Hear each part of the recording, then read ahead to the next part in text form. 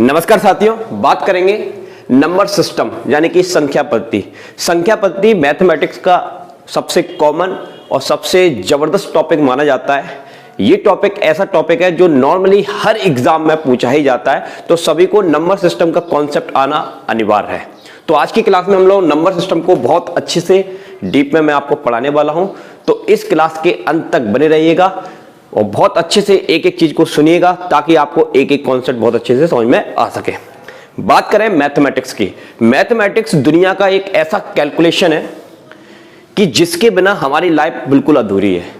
तो हम मैथमेटिक्स को बिल्कुल इस तरह से स्टडी करेंगे जैसे कि हम उसके बारे में कुछ जानते ही नहीं है, बस उसके बारे में आज से हमने जानना प्रारंभ किया है। जैसे आपके सामने मैंने एक ट्री दिया, उस ट्री को आपने देखा, इस ट्री के बारे में जितनी भी चीजें आप देखकर समझ सकते हैं वो वैसे ही हम इस मैथमेटिक्स को बिल्कुल स्टार्ट करने वाले हैं, बिल्कुल नीचे से स्टार्ट करने वाले हैं। अगर किसी को मैथमेटिक्स आता भी नहीं है तब भी उसको मैथमेटिक्स बहुत अच्छे से आने वाला है इस क्लास के माध्यम से। तो ये क्लास सभी अभ्यर्थियों के लिए काफी इंपॉर्टेंट। बिना देरी करते हुए क्लास को स्टार्ट करेंगे। बात करेंगे नंबर सिस्टम यानी कि संख्या पद्धति।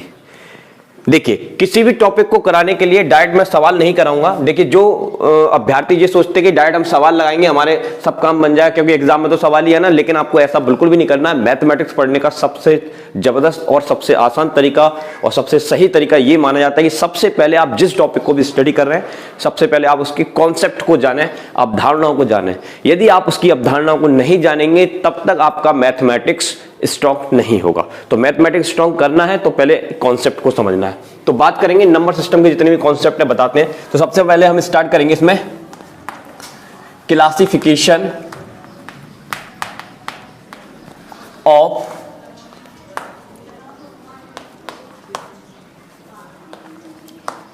नंबर्स। तो संख्याओं का वर्गीकरण, इसको हिंदी में क्या बोला जाता है? संख्याओं का वर्गीकरण। ठीक है भाई, तो ध्यान से समझिएगा, एक एक चीज को सुनते चलिएगा। संख्याओं का वर्गीकरण जो है वो हमने दो प्रकार से किया हुआ है। देखिए, बेसिकली तीन प्रकार से किया हुआ है, लेकिन मेन तो उसमें एक ही है, लेकिन मैं आपको तीनों बताऊंगा। सबसे पहला होता है हमारा रियल नंबर। रियल नंबर, ठीक है। रियल नंबर को हम बोलते हैं वास्तविक संख्याएं। क्या बोला जाता है भाई? वास्तविक संख्याएं। दूसरा होता है हमारा इमेजिनरी नंबर,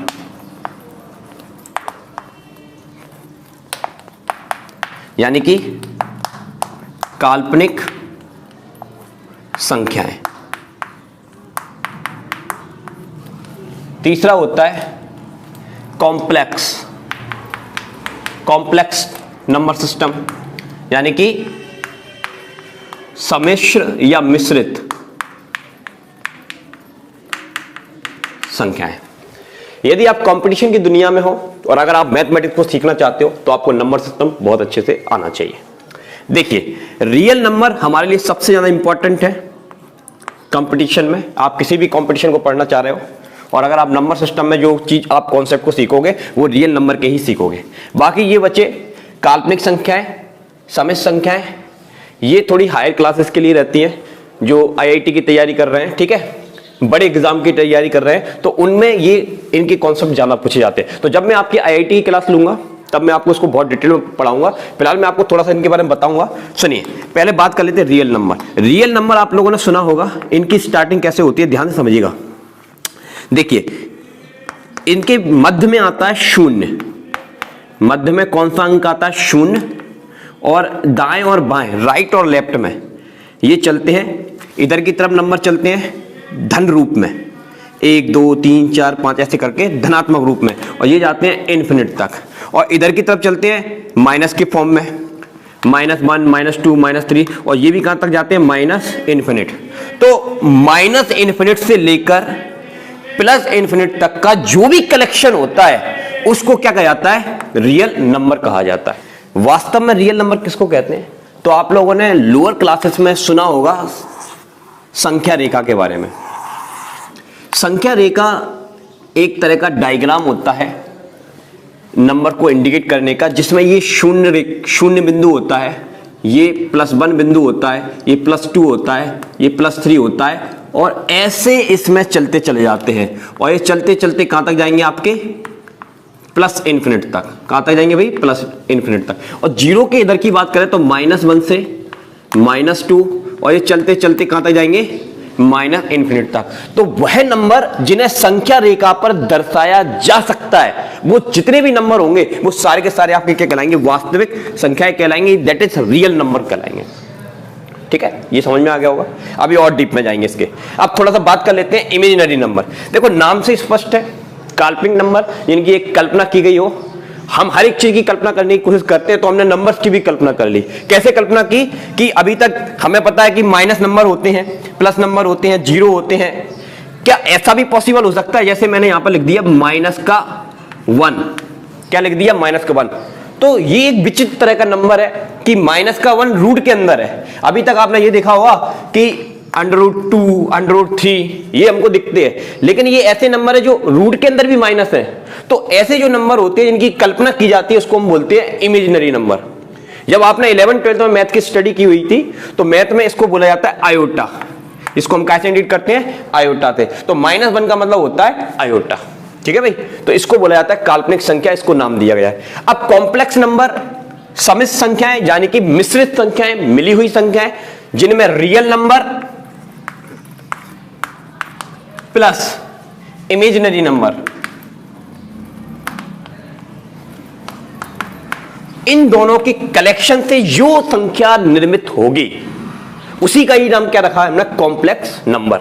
देखिए मैं आपको बताता हूं, एग्जांपल देता हूं। जैसे हमने Z लिखा यहां पर, Z हम उस एक नंबर को डिजाइन कर रहे हैं, एक नंबर को डिजाइन कर रहे हैं। अब उसको डिजाइन करने का मेथड देखिए, रियल नंबर लिखा हमने, कोई भी रियल नंबर इनमें से कोई से भी लिख दिया, पॉजिटिव ले लिया, नेगेटिव ले लिया, क्योंकि वो सारे रियल नंबर है। 3 लिखा, और अब हमने यहां पर लिख दिया 2i। तो इसमें i क्या आ गया? इमेजिनरी नंबर आ गया, और साथ में रियल नंबर आ गया। तो ये जो कॉम्बिनेशन बना, ये जो एक नंबर बना, इस नंबर को हम क्या बोलेंगे? सम्मिश्र संख्याएं। तो फिलहाल के लिए आपके लिए इतनी ही नॉलेज काफी है इन दोनों क्या बोलते हैं पैराग्राफ से संबंधित। और जितना भी डिटेल में इनका नॉलेज है वो हम लोग आईआईटी की जब क्लास पढ़ेंगे, एडवांस क्लास पढ़ेंगे, तो उसमें हम सीखेंगे। ये आप लोगों के लिए कंपटीशन के लिए ज्यादा इंपॉर्टेंट नहीं माने जाते। इंपॉर्टेंट जो पैराग्राफ है आपका इसमें से वर्गीकरण का, वो है रियल नंबर। तो हम इसको ही बहुत अच्छे से स्टडी करेंगे। तो अब हम लेते हैं रियल नंबर की और जानकारियां। चलिए अब बात करते हैं रियल नंबर की। Real numbers. अब रियल नंबर जो होते हैं वो आपके दो तरह के होते हैं, ध्यान से समझिएगा। जैसे कि अभी मैंने आपको बताया, तीनों ले लेते हैं। चलिए, मध्य में आपका 0 होता है जिसको हम बोलते हैं 0, और इधर आपके -1, -2, -3 से बढ़ते बढ़ते बढ़ते डिक्रीज होते होते होते -इन्फिनिट तक चले जाएंगे। यानी कि 0 से इधर की साइड में जाते हैं ना, तो नंबर घटता जाता है। जो नंबर जितना बड़ा दिखेगा आपको, बट उसके सामने जो माइनस लगा होगा वो आपको ये बताएगा ये नंबर उतना छोटा है। बट 0 से इधर की डायरेक्शन में हम जाएंगे, +1, +2, +3, ऐसे चलते चले जाइए, चलते चले जाइए, अनंत तक चलते चले जाइए। तो ये जो चीज आपको मिलेगी, ये इस दुनिया का सबसे बड़ा नंबर है इन्फिनिट, और इस दुनिया का भी सबसे छोटा नंबर है इन्फिनिट। अगर माइनस में जाएंगे तो -इन्फिनिट, और प्लस में जाएंगे तो +इन्फिनिट। और इस दुनिया का सबसे बीच का जो नंबर माना जाता है उसको बोलते हैं 0। ये दुनिया 0 से इन्फिनिट तक जाती है, माइनस में खत्म होते होते, और यही दुनिया 0 से ही शुरू होती है और कहां तक चली जाती है? इन्फिनिट तक। तो ये बहुत वास्तविकता है रियल नंबर की, प्रैक्टिकली समझिए, ये वास्तविकता है इस चीज की। ठीक है ना? चलिए, अब ये जो सिस्टम है, ये वाला जो सिस्टम है, इसको हमने बोला है नेगेटिव नंबर्स। ये कौन से नंबर्स हैं? नेगेटिव नंबर्स हैं, और इनको हम बोलेंगे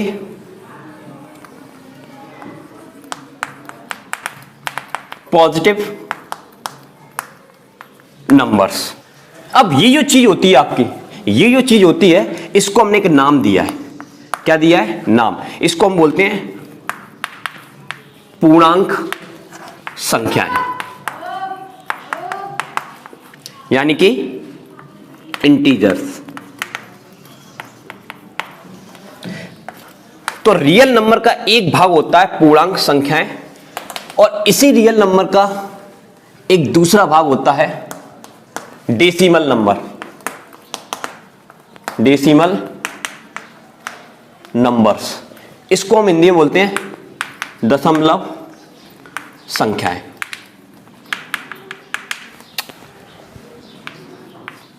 अब बात को समझिएगा। अब आपका जो रियल नंबर है, रियल नंबर को हमने 2 कैटेगरी में डिवाइड किया है। एक का नाम लोगों ने रखा हुआ है पूर्णांक संख्याएं, और पूर्णांक संख्याओं का जो कलेक्शन होता है वो ये होता है नेगेटिव इंटीजर। इसको हम एक नाम और दे सकते हैं, इसको हम एक नाम और दे देते हैं, नेगेटिव इंटीजर्स, ठीक है। और इसको हम बोल देते हैं पॉजिटिव इंटीजर्स। तो आपके दो तरह के इंटीजर्स होते हैं, एक नेगेटिव इंटीजर्स होता है और एक पॉजिटिव इंटीजर्स होता है। तो ये नेगेटिव और पॉजिटिव को मिलाकर क्या बनता है, पूर्णांक संख्याएं, यानी कि इंटीजर्स बनते हैं। और दूसरा आपका होता है डेसिमल नंबर सिस्टम, यानी कि दशमलव संख्याएं, जो दशमलव में लिखी हुई, जैसे ये 0.234, 0.3456, 0. या 2.3413। तो ये जो नंबर्स होते हैं ये सब क्या कहलाते हैं, डेसिमल नंबर्स कहलाते हैं। इनके भी अंदर जाएंगे, फिलहाल अभी हम इसकी बात कर रहे हैं, ठीक है। अब हम इसको और डीप में समझते हैं। जैसा कि अभी मैंने आपको बताया कि आपके जो नंबर सिस्टम है उनका क्लासिफिकेशन 3 प्रकार का है, रियल नंबर, इमेजिनरी नंबर और कॉम्प्लेक्स नंबर। अब रियल नंबर के 2 भाग, पूर्णांक संख्याएं और डेसिमल यानी कि दशमलव संख्याएं। और पूर्णांक संख्याएं भी 2 तरह की, जैसे कि आपने देखा। तो अब हम इसके अंदर जाते हैं, पूर्णांक संख्याओं के अंदर जाते हैं।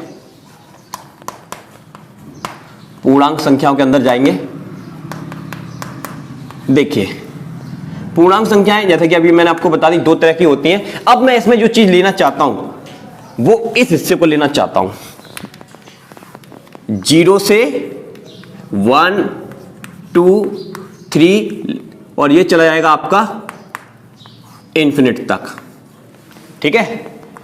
अगर मैं 0 से काउंटिंग शुरू करता हूं, 0 1 2 3 4 5 6 इन्फिनिट तक, तो ये जो होते हैं इनको बोलते हैं होल नंबर्स। क्या बोला जाता है, होल नंबर, यानी कि पूर्ण संख्याएं। तो आपकी जो पूर्ण संख्याएं हैं वो 0 से प्रारंभ होंगी, जिसमें 0 भी काउंट किया जाएगा, 0 1 2 3 डॉट डॉट कहां के जाएगा, ये इन्फिनिट तक। अब दूसरी होती है जो संख्या जिनमें 0 हम नहीं लेते हैं, वो 1 से प्रारंभ होती है, तो उनको हम बोलते हैं प्राकृतिक संख्याएं। प्राकृतिक या प्राकृत संख्याएं, जो भी आप इसको पढ़ते हो, प्राकृतिक संख्याएं, इसको हम इंग्लिश में बोलते हैं नेचुरल नंबर्स। अब नेचुरल नंबर्स क्या होते हैं, 1 2 3 4 5 6 डॉट डॉट करके कहां तक जाएगा, ये इन्फिनिट तक। तो अब देखिए यहां से भी ये कॉन्सेप्ट बहुत इंपॉर्टेंट है। अगर आप इसको अच्छे से समझ लेते हैं, अच्छे से याद कर लेते हैं, तो कुछ क्वेश्चन तो इसी में से ही पूछ लिए जाते हैं छोटे छोटे, कि आपके कितने कॉन्सेप्ट अच्छे से क्लियर है, ठीक है ना। देखिए अब बात को समझिए, पूर्ण संख्या कहां से स्टार्ट होती है, 0 से स्टार्ट होती है, और जबकि प्राकृतिक संख्या कहां से स्टार्ट होती है, 1 से। तो सबसे छोटी प्राकृतिक संख्या कितनी है, 1 है, ना कि 0। तो ये याद रखिएगा, ठीक है। यहां तक आपको बात समझ में आ गई। अब हम बात करेंगे प्राकृतिक संख्या। तो अब हम प्राकृतिक संख्याओं के अंदर जाएंगे, तो अब इसको ध्यान से समझिए। अब हम बात करेंगे प्राकृतिक संख्याओं की। प्राकृतिक संख्याएं, नेचुरल नंबर्स। अब नेचुरल नंबर की बात करें तो नेचुरल नंबर आपके 2 तरह के होते हैं। नेचुरल नंबर जैसे कि मैं आपको बता चुका हूं, जो 1 से प्रारंभ होते हैं, अनंत तक जाते हैं, और इसमें पॉजिटिव इंटीजर को इन्वॉल्व किया जाता है। जिसमें पॉजिटिव इंटीजर्स को यानी कि धनात्मक संख्याओं को इन्वॉल्व किया जाए, उनका जो कलेक्शन होता है वो प्राकृतिक संख्याएं होती है। अब प्राकृतिक संख्याओं को 2 भागों में हमने विभाजित किया हुआ है। एक को बोलते हैं हम अभाज्य संख्याएं, इसको इंग्लिश में बोलते हैं प्राइम नंबर्स।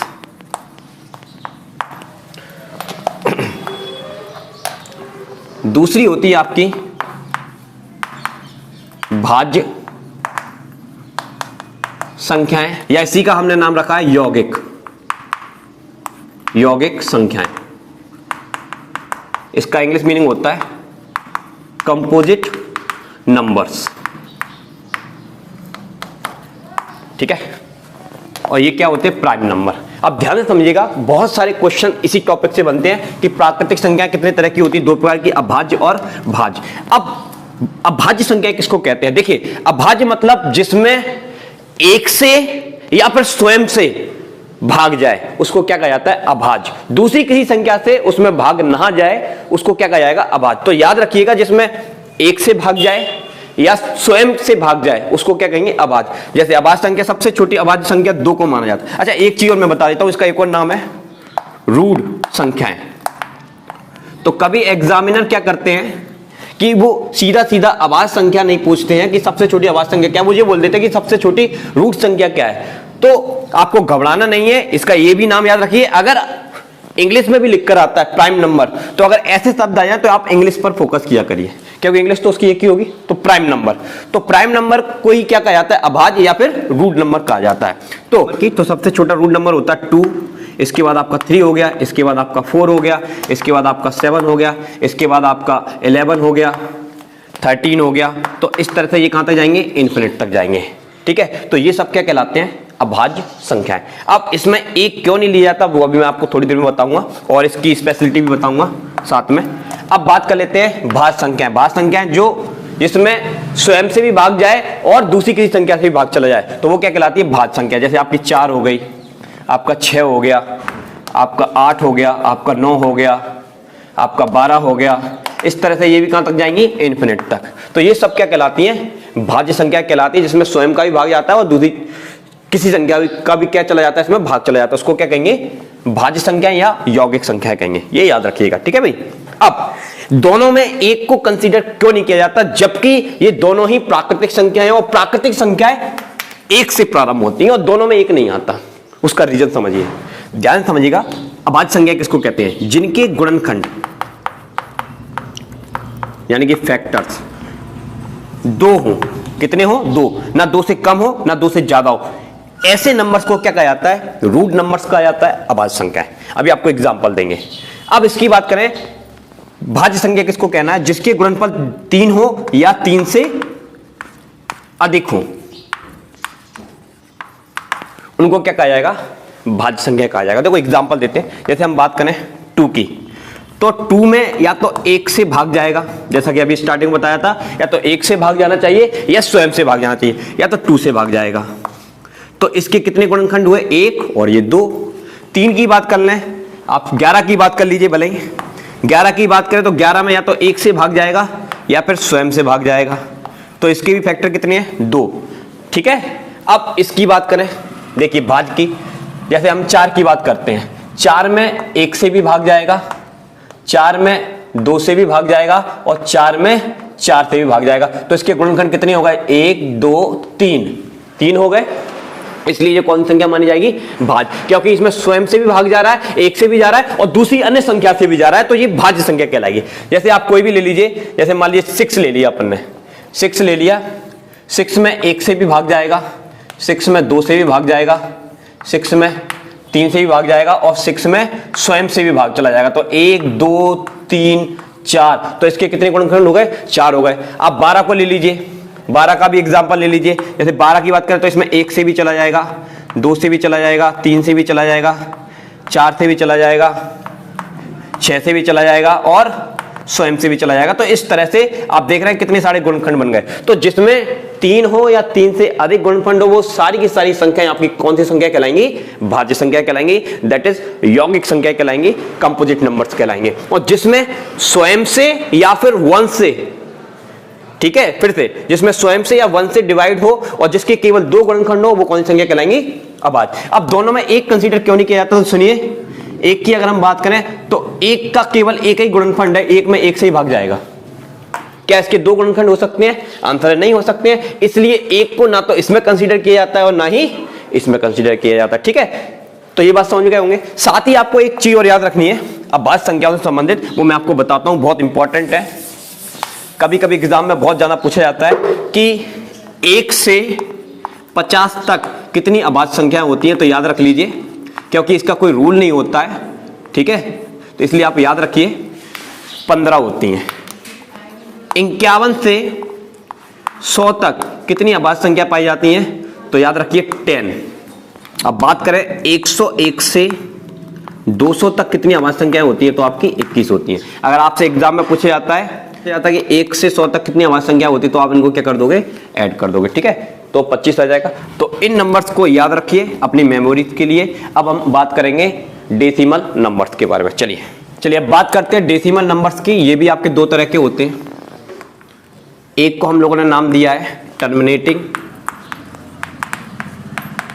टर्मिनेटिंग डेसिमल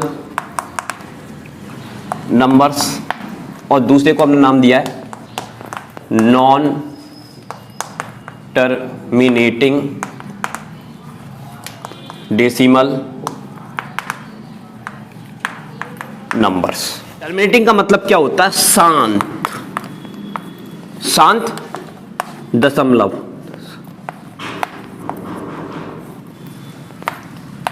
और नॉन टर्मिनेटिंग का मतलब क्या होता है, अशांत दशमलव। शांत दशमलव जैसे कि जो शांत हो जाए, जैसे मैं आपको बताऊं, जैसे 1.234, बस यहां पर जाके ये शांत हो गया। 2.435 ये शांत हो गया। 2.2 ये शांत हो गया। 2.34 ये शांत हो गया। तो थोड़े से ही नंबर्स के बाद वो क्या हो जाए, शांत हो जाए, तो उसको हम क्या कहेंगे, टर्मिनेटिंग डेसिमल नंबर, यानी कि शांत दशमलव। अब बात करें नॉन टर्मिनेटिंग डेसिमल नंबर्स की, तो नॉन टर्मिनेटिंग डेसिमल नंबर्स वो होते हैं जो शांत नहीं होते हैं। जैसे स्टार्ट हुआ 1 2 3 4 5 6 7 8 9, चलता ही चला जा रहा है, कोई धर्म नहीं है, केवल चलता ही चला जा रहा है, आगे बढ़ता ही चला जा रहा है इन्फिनिट तक, तो इसका कोई अंत ना हो, उसे हम कहेंगे अशांत दशमलव, यानी कि नॉन टर्मिनेटिंग डेसिमल, जिसका कोई अंत ना हो, सीधा सीधा मतलब। अब इसी आधार पर इनको भी दो भागों में विभाजित किया गया है। एक को हमने बोला है रिपीटिंग नॉन टर्मिनेटिंग डेसिमल, और दूसरे को हमने बोला है, और एक को हमने नाम दिया है नॉन रिपीटिंग डेसिमल, ठीक है।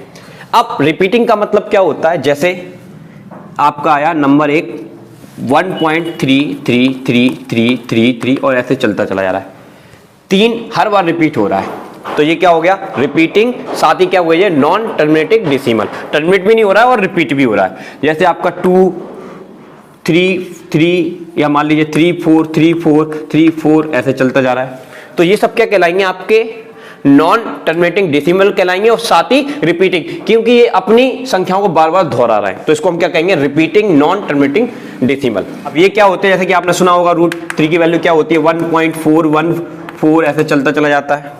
√3 की वैल्यू आपको सुनी होगी आपने 1.732, इसी तरह से, ठीक है। तो ये जो नंबर्स होते हैं जो कि नॉन रिपीटिंग होते हैं और इन्फिनिट टाइम तक जाते हैं, ऐसे नंबर को हम क्या कहेंगे, नॉन रिपीटिंग डेसिमल्स कहेंगे, ठीक है। देखिए इसी पर आधारित एक नया कॉन्सेप्ट आपको बताते हैं जो कि काफी इंपॉर्टेंट है। देखिए एक आपने नंबर सुना होगा रेशनल नंबर, यानी कि परिमेय संख्याएं। दूसरा होता है अरेशनल नंबर,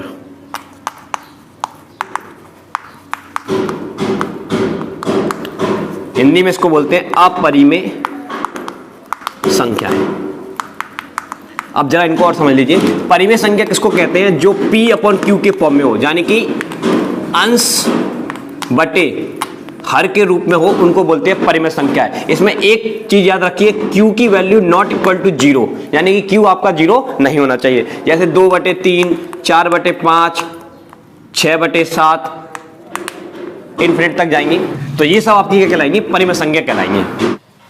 अब देखिए साथ ही इसमें एक चीज और मैं आपको बताता हूं, ये नंबर्स को देखिए आप, ये नंबर रिपीटिंग नंबर है, यानी कि 1 3 3 ऐसे चल रहा है। तो आपने एक चीज के बारे में सुना होगा बार, तो 3 के ऊपर हमने क्या लगा दिया बार, यानी कि ये 3 रिपीट होता जा रहा है, इसलिए हम इसमें क्या लगा सकते हैं बार। जैसे आपका 2.3434 ऐसे चल रहा है, तो हम इस पर क्या लगा सकते हैं बार, यानी कि ये बार वाले नंबर है। तो जितने भी आपके बार वाले नंबर्स होते हैं, ये वाले रिपीटिंग और नॉन टर्मिनेटिंग नंबर्स होते हैं, और साथ में आपके ये शांत नंबर होते हैं, इन दोनों को मिलाकर जो कलेक्शन बनता है उसको क्या कहते हैं परिमेय संख्याएं। तो हम इनको परिमेय संख्या में कन्वर्ट कर सकते हैं। जैसे लिखा है 3.09, तो इसको हम परिमेय संख्या में लिख सकते हैं 309/100, तो ये एक परिमेय संख्या बन गई। तो जिनको P/Q की फॉर्म में लिखा जा सके वो सब क्या कहलाती हैं आपकी परिमेय संख्या है। लेकिन याद रखिए Q की वैल्यू क्या नहीं होनी चाहिए, शून्य नहीं होनी चाहिए। अब बात कर लें रेशनल नंबर की, अपरिमेय संख्याओं की, तो ध्यान से समझ लीजिए। √2 हो गया आपका, इसका नंबर क्या होता है 1 पॉइंट, वैल्यू क्या होती है 1.414, ये वैल्यू होती है। अपरिमेय संख्या में एक साथ ही एक नंबर आता है, बहुत इंपॉर्टेंट माना जाता है, जिसको हम बोलते हैं पाई। अब ये पाई जो होता है, इसकी वैल्यू आपने सुनी होगी 22/7। इसको परिमेय संख्या के फॉर्म में लिखा जाता है, लेकिन याद रखिए पाई परिमेय संख्या नहीं होती है, अपरिमेय संख्या होती है। जो इसका जो एक्चुअल नंबर होता है वो 3.14 होता है, और ये कहां तक जाता है इनफिनिट तक जाता है, जो कि नॉन रिपीटिंग होता है। तो पाई को अपरिमेय संख्या बोला जाता है, ना कि परिमेय संख्या। इस रूप को देखकर कंफ्यूज आपको नहीं होना है। बहुत सारे अभ्यर्थी इस चीज को देखकर कंफ्यूज हो जाते हैं, बट आपको नहीं होना है, ठीक है। तो आज की वीडियो में हम नंबर सिस्टम को यहीं तक करते हैं, इसके आगे प्रोसेस मैं आपको नेक्स्ट क्लास में बताऊंगा। तो अभी के लिए जय हिंद, जय भारत।